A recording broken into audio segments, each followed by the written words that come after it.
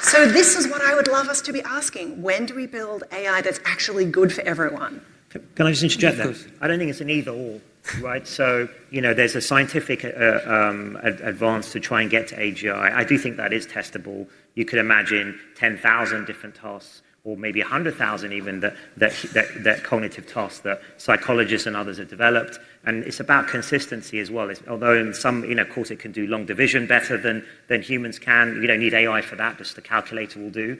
But you need to be consistent. Yet sometimes it can't count the number of R's in a word, right? So that to me shows we're nowhere near yet AGI.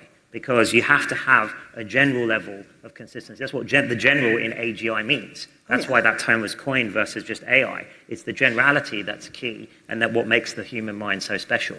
And in my view, we're still nowhere near that. But at the same time, of course, we should be thinking about how those systems can be built and used in extremely beneficial ways for society. That both, I think, are important objectives to think about. I completely agree with you, but I think if you look at what the focus has been of the industry, it has been AGI, it hasn't been sustainable computing that isn't using as much energy as the nation of Japan, which is what we currently have.